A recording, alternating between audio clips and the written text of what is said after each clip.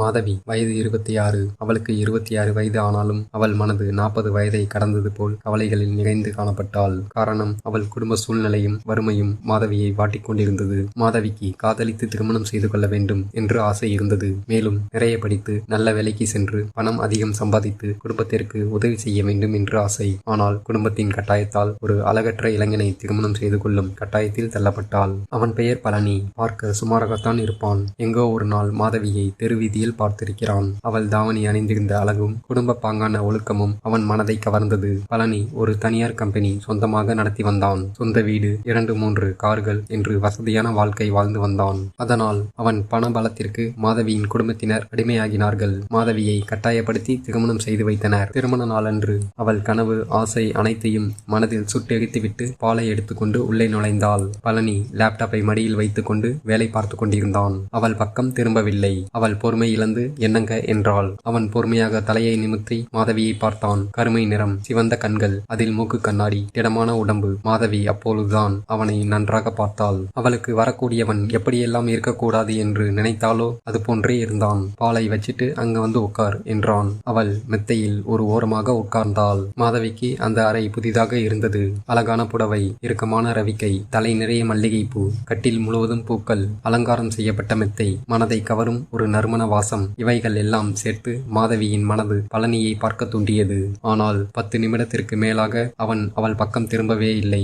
மாதவிக்கு அவனை பிடிக்காமல் இருந்தாலும் இனி எதுவும் செய்ய முடியாது, நம் வாழ்க்கை இவனோடு தான் என்று புரிந்து கொண்டு அவன் நெருக்கத்திற்காக காத்து கொண்டிருந்தாள். அப்போது லேப்டாப்பை மூடி வைத்துவிட்டு அவள் பக்கம் திரும்பினான். எனக்கு உன்னை ரொம்ப பிடிச்சிருக்கு, உனக்கு என்ன பிடிச்சிருக்கா என்று பழனி கேட்டான். அவனை விசித்திரமாக மாதவி பார்த்தாள். என்னடா இவன் கல்யாணத்துக்கு முன்னாடி கேட்கறத கல்யாணத்துக்கு அப்புறம் கேட்கிறானேன்னு பாக்குறியா? கல்யாணத்துக்கு முன்னாடி கேட்டிருந்தா கண்டிப்பா என்ன பிடிக்கலன்னு தான் சொல்லியிருப்ப. எனக்கு ஒரு அழகான பொண்ணை பார்த்து கல்யாணம் பண்ணிக்கணும்னு ஆசை. ஆனா என்னோட நிறத்தையும் தோற்றத்தையும் வச்சு எந்த பொண்ணுங்களும் என்ன திருமணம் செஞ்சு கொள்ள முன்வரவில்லை. பணம் மட்டும்தான் என்கிட்ட இருக்கு, மற்றபடி எதுவும் என்கிட்ட கிடையாது. ஒரு நாள் கடை வீதியில் உன்னை பார்த்தேன். குடும்ப பொண்ணுக்கான அத்தனை பொருத்தமும் உன்கிட்ட இருந்துச்சு. இவளை எப்படியாவது கல்யாணம் பண்ணிக்கணும்னு எங்க வீட்டுல சொல்லி பேச சொன்னேன். பொண்ணுக்கு நீங்க எதுவும் செய்ய வேண்டாம், எல்லாமே நாங்களே பார்த்துக் கொள்கிறோம், உங்களுக்கு தேவையானதையும் செஞ்சு கொடுக்கிறோம் அப்படின்னு நான் பேச சொன்னேன். உங்க வீட்லயும் எல்லாத்துக்கும் ஓகே சொல்லி உன்னை வற்புறுத்தி கல்யாணம் பண்ணி வச்சிருக்காங்க, கரெக்டா? மாதவி அமைதியாக இருந்தாள். எனக்கு தெரியும் உனக்கு என்னை பிடிக்கலன்னு, வேற வழி இல்ல,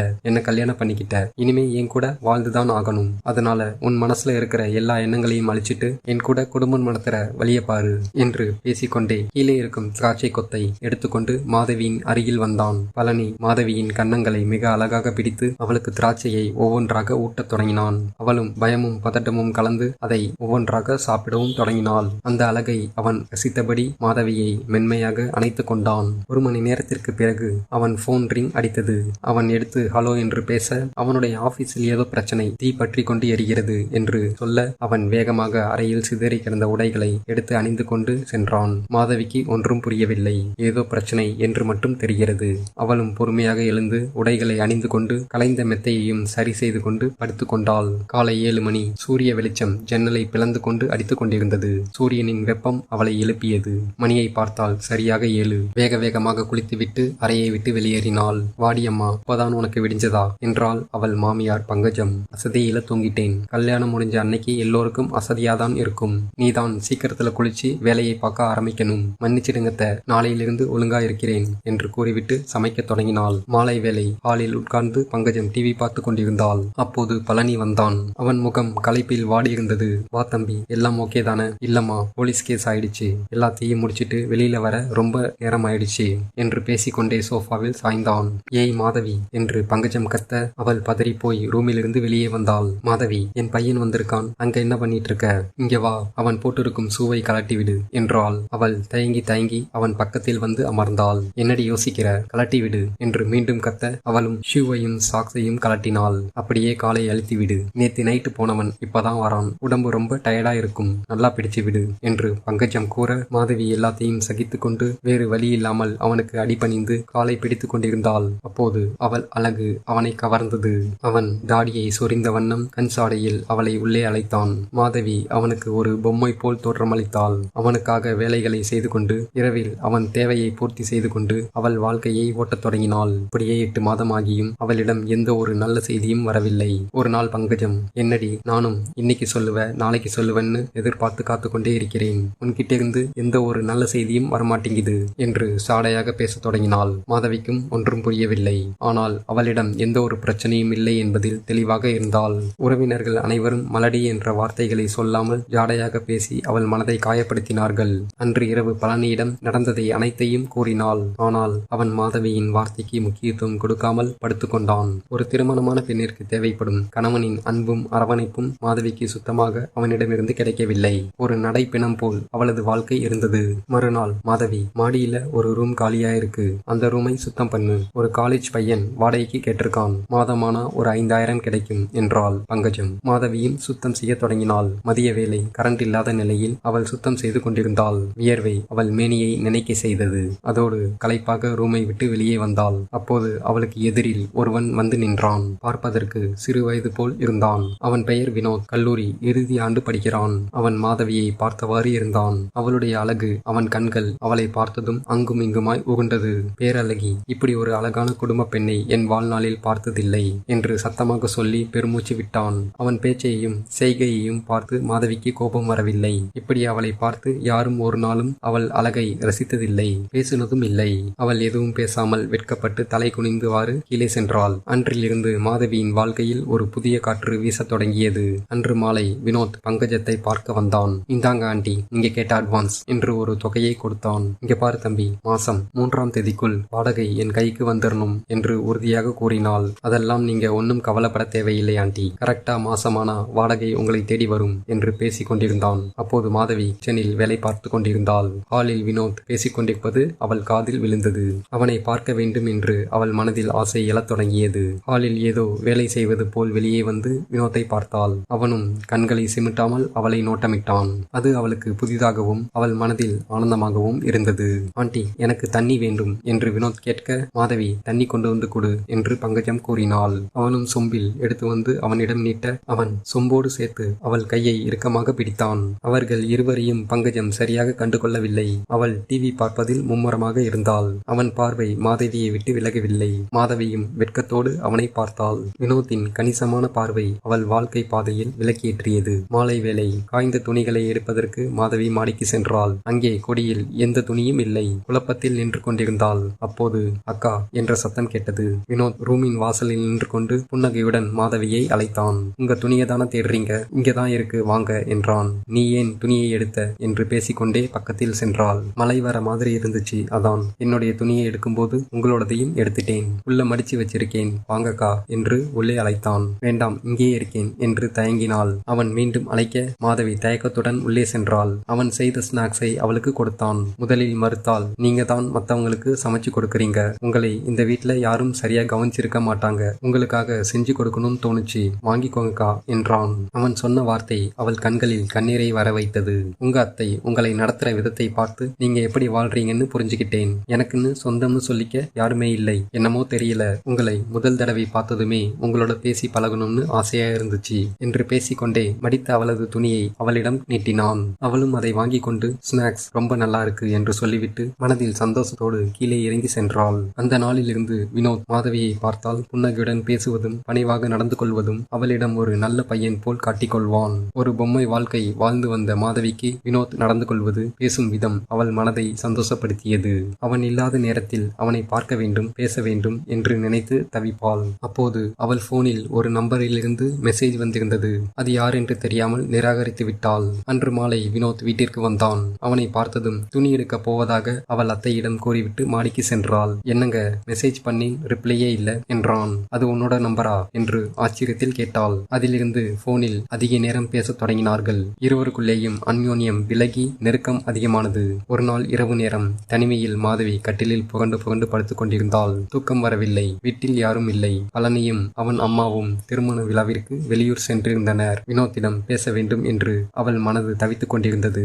ஆனால் ஒரு பக்கம் நாம போய் பேசினால் அவன் என்ன நினைப்பான் என்று யோசித்தபடியே இருந்தாள். அந்த நேரம் போனில் அழைப்பு வந்தது. அது வினோத் தான். வீட்டுல யாரும் இல்லையா என்றான். இல்லை, ஏன் கேட்கிற, உங்களிடம் பேசணும் போல இருக்கு, மாடிக்கு வரீங்களா? இல்லை, நான் அங்க வரட்டுமா என்றான். அதை கேட்டு சிறிது கணம் யோசித்து விட்டு நான் அங்கே வருகிறேன் என்றாள். மாதவி அவனை பார்ப்பதற்கு புது புடவை கட்டிக்கொண்டு தன்னை அழகுபடுத்திக் கொண்டு சென்றாள். வினோத் அவன் அறையில் ஒரு லுங்கி அணிந்து கொண்டு மேல் சட்டை இல்லாமல் உட்கார்ந்திருந்தான். மாதவி குழப்பத்துடன் என்னடா ஏண்டா கூப்பிட்ட என்று சாதாரணமாக ஆரம்பித்தாள். சும்மாதான், 2 பேரும் தனிமையில இருக்கிறோம், தூக்கம் வேற வரல, அதான். இந்த புடவையில நீங்க ரொம்ப அழகா இருக்கீங்க, உங்களுக்காக ஒன்று வாங்கியிருக்கேன் என்றான். என்னடா வாங்கி வச்சிருக்க என்றாள் மாதவி. அவன் 2 முழம் மல்லிகை பூவை எடுத்து அவள் முன் நீட்டினான். என்னடா இது புதுசா, வாங்கி கொடுக்கணும்னு தோணுச்சு. மாதவியின் மனதில் சந்தோஷம் பொங்கியது. ஆனால் முகத்தில் காட்டிக்கொள்ளாமல் மிக அழகாக கையில் வாங்கி அருமையாக தலையில் வைத்துக் கொண்டாள். வினோத்தினுடைய பார்வை கணிசமாக மாதவியை நோக்கியே இருந்தது. அந்த பார்வை வேறு விதமான சூழ்நிலையை உருவாக்கிவிடும் என்று பயந்து நமக்கு திருமணம் ஆகிவிட்டது, இவனோ சிறுவயது பையன், ஏதாவது தவறு நடப்பதற்குள் இங்கிருந்து கிளம்பி விடலாம் என்று வெளியே சென்றாள். மாதவி என்று அவள் கைகளை இறுக்க பிடித்தான். அவனது மூச்சு காற்று அவள் மேனியில் விழுந்தது. அதோடு எப்போதும் அக்கா என்று அழைப்பவன் மாதவி என்று அழைக்கிறானே என்று அவள் மனதின் ஓரத்தில் சந்தோஷம் எழுந்தது. இப்பதான் வந்தீங்க, அதுக்குள்ள போறீங்க என்றான். வீட்டுல யாரும் இல்லடா, நான் கிளம்புகிறேன் என்று பதட்டமான குரலில் கூறினாள். அவன் விடுவது போல் தெரியவில்லை. கொஞ்ச நேரம் பேசிட்டு போகலாம் என்று அவன் ஒரு கையை அவள் தோளில் பதித்தான். அதற்கு மேல் மாதவியால் எந்த ஒரு முடிவும் எடுக்க முடியவில்லை. வினோத்தின் வார்த்தைக்கு கட்டுப்பட்டாள். மறுநாள் விடியல் காலை 5 மணி ஆகியும் மாதவி படுக்கையிலிருந்து எழவில்லை. வினோத் எழுந்து குளித்துவிட்டு டீ போட்டு வந்து மாதவியை எழுப்பினான். அவள் அசதியில் மெல்ல எழுந்து மணியை பார்த்தாள். மணி 5 ஆகிவிட்டது. அவசர அவசரமாக படுக்கையிலிருந்து எழுந்தாள். ஏன் பதட்டப்படுறீங்க, இந்தாங்க டீ குடிங்க என்றான். கூந்தலை ஒரு கொண்டையாக அள்ளி முடித்து, வீட்டுக்காரரும் என் மாமியாரும் வந்துட்டாங்கன்னா என்ன பண்றது என்று பதறினாள். ஏன் பயப்படுறீங்க, இனிமேலும் பயந்து வாழாதீங்க, தைரியமா சுதந்திரமா இருங்க, எல்லாத்துக்கும் நான் இருக்கிறேன் என்று கூறினான். அவன் பேச்சில் அவளுக்கு ஒரு நம்பிக்கை கிடைத்தது. கீழே சென்று சுறுசுறுப்பாக வீட்டு வேலையெல்லாம் பார்த்துவிட்டு குளித்தாள். கண்களில் எரிச்சலும் உடம்பில் சோர்வும் இருந்ததால் மீண்டும் ஒரு ஆழ்ந்த தூக்கத்திற்கு சென்றாள். மதிய வேலை மாதவி என்று அன்பான குரலில் அவள் காதில் ஒலித்தது. அவள் அறத்தூக்கத்தில் கண்களை விழித்து பார்த்தாள். வினோத் பக்கத்தில் உட்கார்ந்து கொண்டிருந்தான். மாதவி பதறிப்போய், இங்க என்னடா பண்ற, மதியம் 2 மணி ஆகுது, நீங்க சாப்பிட்டிருக்க மாட்டீங்க, உங்களுக்காக மதிய உணவு தயார் செய்து கொண்டு வந்திருக்கிறேன், வந்து சாப்பிடுங்க என்றான். 2 மணி ஆகுதா, வீட்டுக்காரரும் என் மாமியாரும் வந்திருப்பாங்களே என்று பதறினாள். 2 பேரும் இப்போதைக்கு வரமாட்டாங்க, நைட் ஆகும். உனக்கு எப்படி தெரியும், உங்க மாமியார் கிட்ட போன் பண்ணி கேட்டேன். அவள் கண்களை மறைத்திருந்த கூந்தல் முடிகளை அழகாக எடுத்து காதோரமாக தள்ளி வைத்து அவள் அழகை ரசித்தான். டேய் என்னடா என்று நகர்ந்தாள். கண்களாலேயே அவளை அழைத்தான். வீட்டில் யாரும் இல்லை என்பதால் இருவருக்குள்ளேயும் நெருக்கம் அதிகமானது. இப்படியே நாட்கள் சென்றது. மாதவி வேலைகளை எல்லாம் முடித்த பிறகு வீட்டில் யாரும் இல்லாத சமயத்தில் வினோத்திடம் பேச சென்று விடுவாள். பழனியிடம் கிடைக்காத அன்பும் அரவணைப்பும் வினோத்திடம் கிடைத்தது. அவள் ஆசைப்பட்ட பொருட்களை வாங்கி கொடுப்பது, தேவையானதை செய்து அவளை மகிழ்வித்தான். பழனியும் வேலை, நண்பர்களுடன் ஊர் சுற்றுவது, குடிப்பது என்று அதில் மும்முரமாக இருந்தான். ஒரு நாள் மாதவி துணி துவைத்துக் கொண்டிருந்த நேரத்தில் ஒருவித குமட்டலும் வாந்தியும் வந்தது.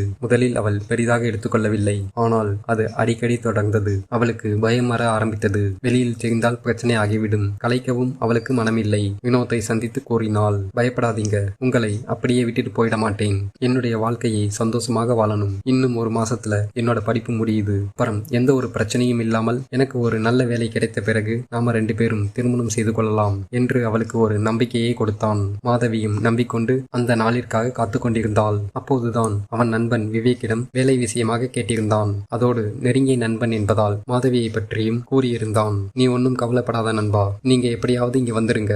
இங்க ஒரு நல்ல வீடா பார்த்து ஒரு நல்ல வேலையும் உனக்கு அமைச்சு தரேன் என்று நம்பிக்கையாக கூறினான். இப்போ என் ஆபீஸ்ல எந்த ஒரு வேக்கன்சியும் இல்ல.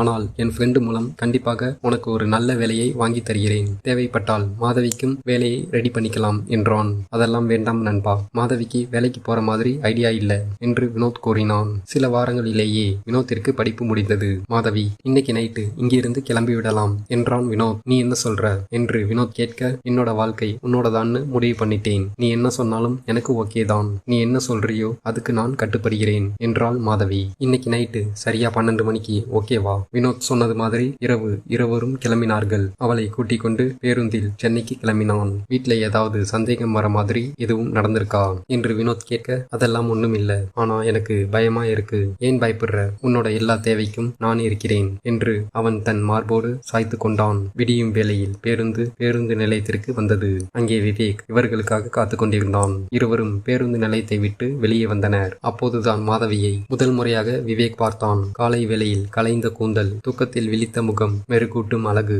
அவன் மனதை மயக்கியது. அவளது விண்மீன் நிறைந்த கண்களை பார்த்தபடி பேசினான். வாங்க, பயணத்துல எந்த ஒரு பிரச்சனையும் இல்லையே? அதெல்லாம் ஒண்ணும் இல்ல நண்பா. சரி வாங்க போகலாம் என்று விவேக் இருவருக்கும் பார்த்து வைத்திருந்த வீட்டிற்கு அழைத்து சென்றான். வினோத்திடம் போதுமான பணம் இல்லாததால் விவேக் தான் வீட்டிற்கான அட்வான்ஸ், வாடகை அனைத்தும் கொடுத்திருந்தான். சரி, 2 பேரும் சீக்கிரம் கிளம்புங்க. முதல்ல உங்களுக்கு கல்யாணம் பண்ண கோவிலுக்கு போகணும் என்றான் விவேக். 2 பேரும் வேக வேகமாக கிளம்பி கோவிலுக்கு சென்றார்கள். அங்கே திருமணத்திற்கு தேவையான அனைத்து பொருட்களையும் விவேக் வாங்கி தயாராக வைத்திருந்தான். இருவருக்கும் திருமணத்தையும் நடத்தி வைத்தான். 2 பேருக்கும் அன்பு கலந்த கண்ணீர் கண்களிலிருந்து வந்தது. நண்பா, இந்த உதவியை நான் ஒருபோதும் மறக்க மாட்டேன் என்றான் வினோத். ஏண்டா அதையே சொல்லிக்கிட்டு இருக்க? விடு. சரி வாங்க, ஒரு நல்ல ஹோட்டலுக்கு போய் சாப்பிடலாம் என்று இருவரையும் அழைத்து சென்றான். இன்னைக்கு உங்களுக்கு கல்யாண நாள். அதிகமா ஊர் சுத்தாம 2 பேரும் வீட்டுக்கு போங்க. உங்களுக்கு தேவையானதை எல்லாம் அங்க நான் ரெடி பண்ணி வச்சிருக்கேன் என்று சிரித்தபடி கூறினான். மாதவியை பார்த்து, உங்களுக்கு யாரும் இல்லைன்னு நினைச்சிக்காதீங்க, உங்களுக்காக நாங்க 2 பேரும் இருக்கிறோம்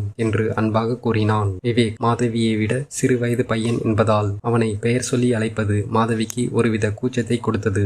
ஆனால் விவேக்கின் மனதில் அது பெரும் அளவில் சந்தோஷத்தை தந்தது. அன்று இரவு வினோத்திற்கும் மாதவிக்கும் அன்பும் பாசமும் கலந்த வாழ்க்கையை தொடங்கினார்கள். என்னமோ இதுதான் முதல் தடவை மாதிரி ரொம்ப ஓவரா இருக்கு என்றாள் மாதவி. முதல் தடவையோ கடைசி தடவையோ இதெல்லாம் ஒரு நாளும் சலிக்காது என்று மாதவியை பார்த்து கூறினான். நீ பண்ண சேட்டையால் ஏற்கனவே நான் என்று அவன் மீசையை முறுக்கினான். 2 நாட்களுக்கு பிறகு வினோத்திற்கு அவன் நண்பன் விவேக் மூலம் வேலை கிடைத்தது. அவர்களுக்கு தேவையான அத்தியாவசிய பொருட்களை வாங்கிக் கொண்டு ஒரு சாதாரணமான வாழ்க்கையை வாழத் தொடங்கினார்கள். மாதந்தோறும் தவறாமல் மாதவியை செக்கப்பிற்கு அழைத்து சென்று நல்ல முறையில் கவனித்துக் கொண்டான். ஒரு நாள் இரவு வேளை மாதவி தனிமையில் படுத்த நிலையில் இருந்தாள். அந்த சமயம் வினோத் வேலை முடித்துவிட்டு வீடு வந்தான். என்ன ஆச்சு என்று அன்பாக அவள் தலையில் கை வைத்தான். என் அத்தை பங்கஜம் ஏதாவது போலீஸ் கம்ப்ளைண்ட் செஞ்சிருவாங்கன்னு பயமா இருக்கு என்றாள். அங்கிருந்து வந்து 15 நாட்கள் ஆகிறது.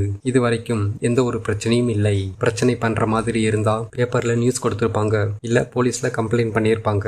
அப்படி எந்த ஒரு விஷயமும் நமக்கு தெரியல. அப்படின்னா என்ன அர்த்தம்? இந்த விஷயத்தை அப்படியே விட்டுட்டாங்க. அவங்க எல்லாம் பணக்காரவங்க, நீங்க இல்லைன்னா இன்னொரு ஆளு மாத்திக்கிட்டு அவங்க வாழ்க்கைய வாழ ஆரம்பிச்சிருவாங்க. உங்ககிட்ட இருந்து அவங்களுக்கு தேவையானது கிடைச்சிட்டாலே உங்களை கண்டுக்க மாட்டாங்க. அதை நினைச்சு நீங்க வருத்தப்படாதீங்க. அதெல்லாம் ஒன்னும் ஆகாது. நான் இருக்கிற வரைக்கும் உங்களுக்கு எதுவும் ஆக விட மாட்டேன். சரி வாங்க சாப்பிடலாம் என்று ஆறுதலாக பேசி அழைத்தான். அந்த நேரத்தில் விவேக் வீட்டிற்கு வந்தான். வா நண்பா என்று வினோத் அழைத்தான். மாதவியும் வாங்க விவேக் என்றாள். அவர்களுடைய வார்த்தையில் அன்பு நிறைந்த பாசம் இருந்தது. ஆனால் விவேக்கின் முகத்திலோ பயமும் பதட்டமும் நிலவி இருந்தது. என்னாச்சு நண்பா, ஏன் ஒரு மாதிரியா இருக்க என்றான் வினோத். நான் இப்போ ஒரு பெரிய பிரச்சனையில மாட்டிக்கிட்டு இருக்கேன்டா. புதுசா ஆரம்பிச்ச பிசினஸ்ல ரொம்ப லாஸ் ஆயிடுச்சு. கடன் கொடுத்தவர்கள் எல்லாம் என்ன தேடிக்கிட்டு இருக்காங்க. எனக்கு எங்க போறதுன்னு தெரியல என்று தவித்துக் கொண்டிருந்தான். சரிடா, அதுக்கு ஏன் தயங்குற? எத்தனை நாள் வேண்டுமானாலும் இங்கே தங்கிக்கோ என்றான் வினோத். நான் இங்க எப்படிடா? நீங்களே இப்பதான் ஒரு சந்தோஷமான வாழ்க்கையை வாழ ஆரம்பிச்சிருக்கீங்க. நானும் இங்க தங்குனா சரி வராது. இன்னைக்கு ஒரு நாள் மட்டும் இங்க தங்கிக்கிட்டு நாளைக்கு காலையில எங்கேயாவது வெளியூர் போகலாம்னு முடிவு பண்ணிருக்கேன்டா என்றான் வினோத். என்னடா பேசுற? இவ்வளவு தூரம் எங்களுக்கு உதவி பண்ணிட்டு உனக்கு நாங்க உதவி பண்ணலனா அது நல்லா இருக்குமா? அதெல்லாம் நீ எங்கேயும் போக வேண்டாம். உன் பிரச்சனையை எல்லாம் முடிக்கிற வரைக்கும் நீ இங்கேயே எங்க கூட இருக்கலாம். மாதவி அமைதியாகவே இருந்தாள். என்ன மாதவி அமைதியா இருக்க? நீயும் சொல்லு என்றான் வினோத். விவேக், நாங்க இருக்கும்போது நீங்க ஏன் வெளியில போகணும்? இங்கேயே தங்கிக்கோங்க மாதவியும் எடுத்து கூறினாள். அன்று இரவு மாதவி அனைவருக்கும் உணவு சமைத்தாள். மூவரும் சாப்பிட்டு விட்டு விவேக் ஹாலில் படுத்துக் கொண்டான். அன்று இரவு வேளை வினோத்தின் அறையிலிருந்து சிரிப்பின் சத்தம் கேட்டுக்கொண்டே இருந்தது. அதோடு மாதவி வினோத்திடம் பேசுவது, அன்பாக கொஞ்சுவது எல்லாம் விவேக்கின் காதில் விழுந்தது. அதை கேட்டுக்கொண்டிருந்த விவேக்கிற்கு சரியாக தூக்கம் வரவில்லை. மறுநாள் காலை வினோத்திற்கு போனில் அழைப்பு வந்தது. சென்னையில் உள்ள ஆபீஸுக்கு ஆடிட்டிங் பார்க்க உன்னோட சீனியர் 2 பேர் போறாங்க, அவங்களோட நீயும் போயிட்டு வா என்று அவன் எம்டி கூறினார். வினோத்தும் மறுக்க முடியாமல் சரி என்று சொல்லிவிட்டு மாதவியிடம் வந்து, நான் ஆபீஸ் வேலையாக வெளியூர் செல்கிறேன், குழந்தையை பத்திரமாக பார்த்துக்கொள், நீயும் ஜாக்கிரதையாக இரு என்று சொல்லிவிட்டு விவேக்கிடமும் சொல்லிவிட்டு கிளம்பினான். நண்பா, என்ன கொஞ்சம் பஸ் ஸ்டாண்ட்ல டிராப் பண்றியா? சரிடா வா என்று விவேக்கும் வினோத்தும் கிளம்பினார்கள். அந்த நேரத்தில் கதவு தட்டும் சத்தம் கேட்டது. இந்த நேரத்துல யாரு என்று யோசித்தபடி குளித்து முடித்த கையோடு ஈரம் சொட்ட சொட்ட ஜன்னல் வழியாக எட்டி பார்த்தாள். வெளியே விவேக் நின்று கொண்டிருந்தான். கொஞ்ச நேரம் இருங்க விவேக், வரேன் என்று சத்தம் மட்டும் வந்தது. புடவையை கட்டிக்கொண்டு கதவை திறந்தாள். ஏன் என்னாச்சு, சீக்கிரமாவே வந்துட்டீங்க என்று மாதவி கேட்டாள். போற வழியில அவனுடைய எம்டியை மீட் பண்ணோம், எம்டி கூடவே போறேன்னு சொன்னான், அதான் நான் பாதியிலேயே வந்துட்டேன் என்றான். மாதவி கொஞ்சம் தயங்கி எதையோ சொல்ல வந்தாள். என்னங்க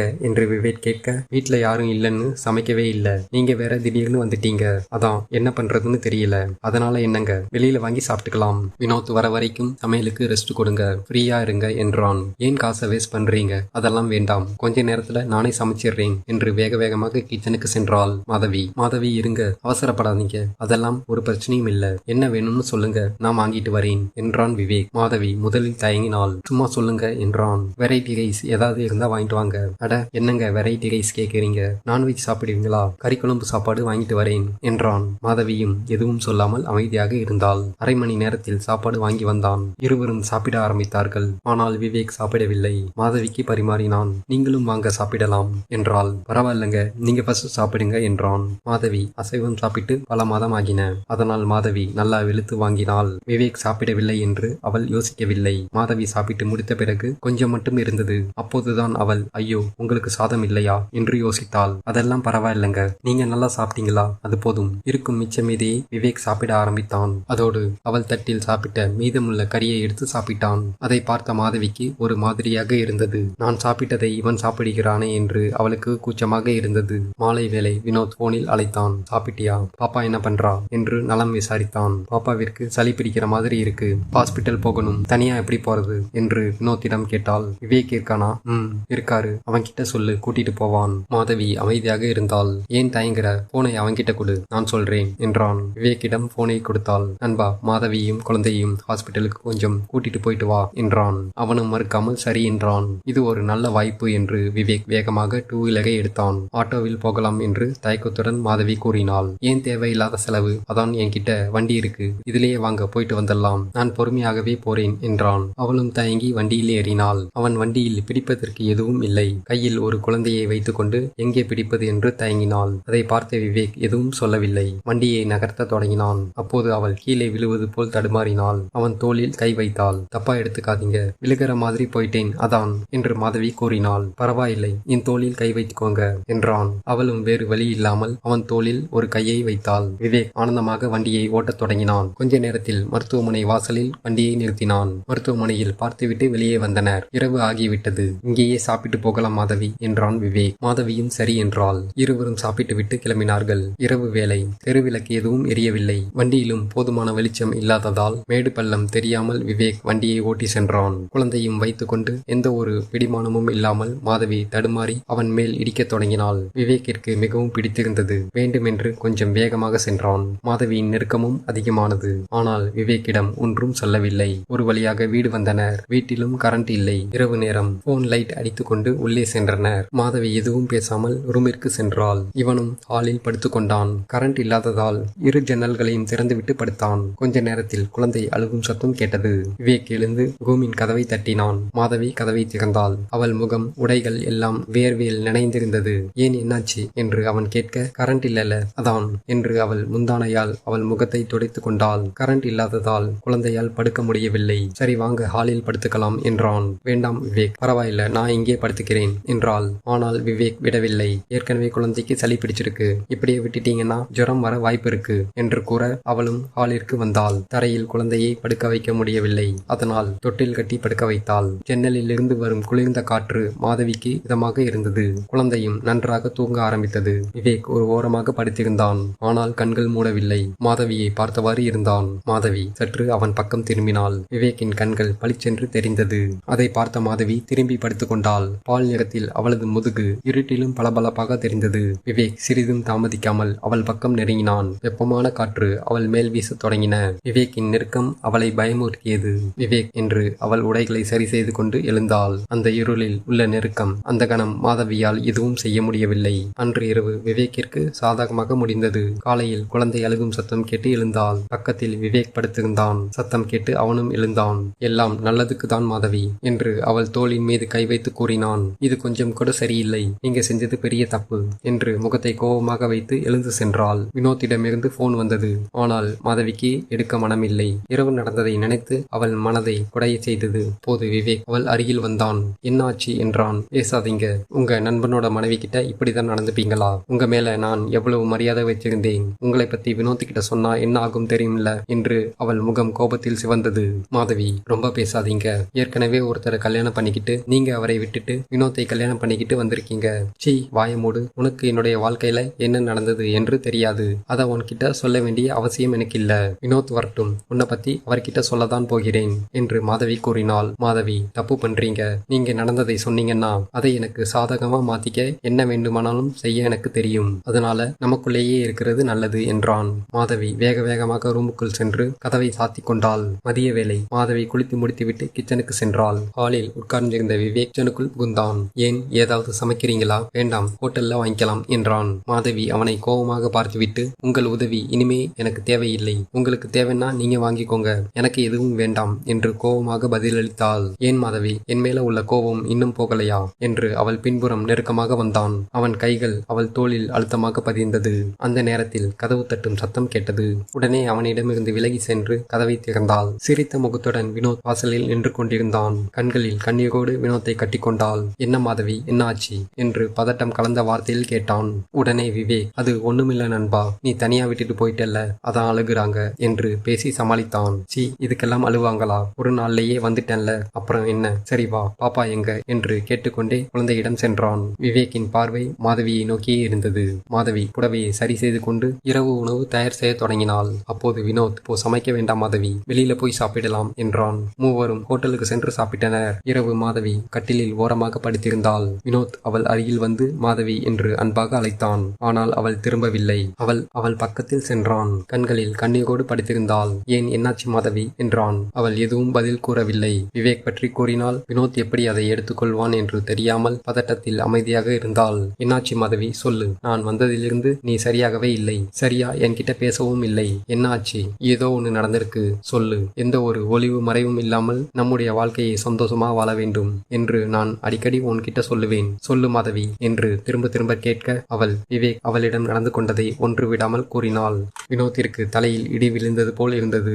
எதுவும் பேசாமல் அமைதியாகவே இருந்தான். மாதவி அவன் அருகில் வந்து அவனுடைய இரு கைகளையும் பிடித்து என்னையும் மன்னிச்சிடுங்க என்று அழத் தொடங்கினாள். வினோத் பயங்கர யோசனையில் உட்கார்ந்திருந்தான். என்னங்க யோசிக்கிறீங்க? நாம இங்கே இருக்க வேண்டாம், வாங்க போயிடலாம் என்று மாதவி வினோத்தை அழைக்க, வேண்டாம், இப்பதான் நமக்கு ஒரு நல்ல வாழ்க்கை அமைஞ்சிருக்கு. நான் அவனை ஒரு நல்ல நண்பன் என்று நினைத்தேன். ஆனால் இப்படி ஒரு கேவலமான விஷயத்தை செய்வான் என்று நான் கொஞ்சம் கூட நினைக்கவில்லை. இதற்கு நான் எதுவும் செய்ய போவதில்லை. அவனோட சேர்ந்து பிசினஸ் பண்ண ஃப்ரெண்ட்ஸ் எல்லாம் மீட் பண்ணேன். அவங்க கிட்ட பல லட்சம் ரூபாய் ஏமாத்தி மோசடி பண்ணியிருக்கான். அவங்க எல்லாரும் தீவிரமா இவனை தேடிட்டு இருக்காங்க. அவங்க கிட்ட போய் சொல்லிட்டா போதும், மத்ததை அவங்களே பார்த்துப்பாங்க. நாம இதுல தலையிட வேண்டாம் என்று சொல்லிவிட்டு படுத்தான். மறுநாள் காலை வேக வேகமாக வினோத் ஆபீஸுக்கு கிளம்பினான். என்னங்க, சீக்கிரமாவே கிளம்புறீங்க? ஆமா மாதவி, இன்னைக்கு ஒர்க்கு கொஞ்சம் அதிகம், சீக்கிரம் போகணும் என்றான். சரி இருங்க, உங்களுக்கு டிஃபன் ரெடி பண்றேன் என்றாள். வேண்டாம், அதற்கு நேரமில்லை, டைம் ஆயிடும், நான் கிளம்புகிறேன் என்று வேக வேகமாக வீட்டை விட்டு வெளியேறினான். அவன் சென்ற சிறிது நேரத்தில் விவேக் மாதவியின் அருகில் வந்தான். எதுவும் பேசாமல் அமைதியாக இருந்தாள். அப்போது கதவு தட்டும் சத்தம் கேட்டது. மாதவி விவேக்கை பார்த்து சிரித்தபடி கதவை திறந்தாள். வெளியில் போலீஸ் மற்றும் விவேக்கிற்கு கடன் கொடுத்த நண்பர்களும் நின்று கொண்டிருந்தார்கள். விவேக்கின் மனது படபடக்க தொடங்கியது. போலீஸ் எதுவும் பேசாமல் விவேக்கை கைது செய்து அழைத்து சென்றனர். அவர்கள் சென்ற 1 மணி நேரத்திற்கு பிறகு வினோத் வீட்டிற்கு வந்தான். மாதவியை பார்த்து, இனி நமக்கு எந்த ஒரு பிரச்சனையும் வராது, இனிமே நம்முடைய வாழ்க்கையை நம் குழந்தையோடு சந்தோஷமாக வாழலாம் என்று மாதவியை அவன் மார்போடு சாய்த்து கொண்டான். இந்த வீடியோ உங்களுக்கு பிடித்திருந்தால் லைக் பண்ணுங்க. இது போன்ற சுவாரஸ்யமான வீடியோக்களை என்னுடைய சேனல்ல பார்க்க சப்ஸ்கிரைப் பண்ணுங்க. மறக்காம பெல் பட்டனை கிளிக் பண்ணிக்கோங்க. இது போன்ற சம்பவங்கள் உங்களுடைய வாழ்க்கையில் நடந்திருந்தால் கமெண்ட்ல என் கூட ஷேர் பண்ணுங்க. நன்றி, வணக்கம்.